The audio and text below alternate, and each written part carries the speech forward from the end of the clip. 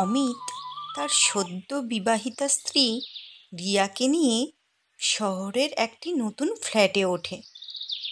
ফ্ল্যাটটা ছিল বহুদিনের পুরানো, কিন্তু জায়গাটা মনোরম শান্ত পরিবেশ দেখে অমিতের খুব পছন্দ হয়।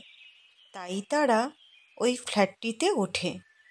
বেশ ভালোই কাটছিল, কিন্তু তারপর প্রথম দিন থেকেই রিয়াজ যেন কেমন একটা অস্বস্তি ফিল করত। কারণ তার সবসময় মনে হতো কেউ যেন সবসময় তার দিকে তাকিয়ে থাকে, তাকে ফলো করে, কিন্তু রিয়া কাউকেই দেখতে পেত না। কিন্তু অনুভব করত যে সবসময় কেউ বুঝি তার দিকে তাকিয়ে আছে। একদিন রিয়া কাজ করতে করতে খেয়াল করল তার ঘরের একপাশের দেওয়ালটা যেন ফাঁপা, টোকা দিলেই একটা আলগা শব্দ হচ্ছে।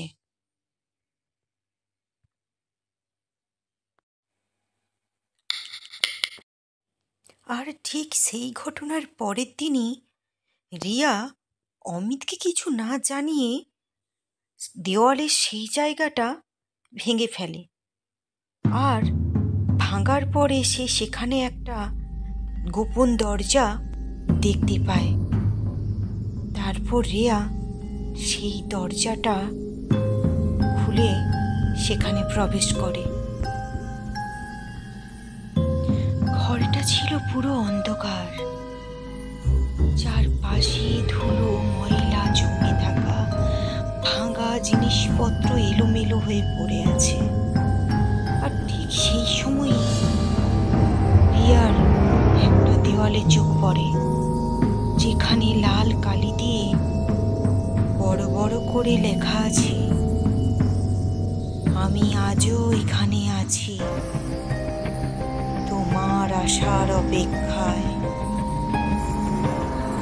তারপর রিয়া এক সেকেন্ডও ওখানে আর অপেক্ষা করে না, ভয় পেয়ে দরজা বন্ধ করে দিয়ে ওখান থেকে বেরিয়ে আসে। আর ঠিক তারপর থেকেই শুরু হয় রিয়ার দুঃস্বপ্ন। সেই দিন রাতে রিয়া স্বপ্ন দেখে যে একটা ছোট্ট মেয়ে দরজার পাশে দাঁড়িয়ে আছে, আর সে বলছে, এটা আমার ঘর, তোমরা এখানে কেন এসেছো?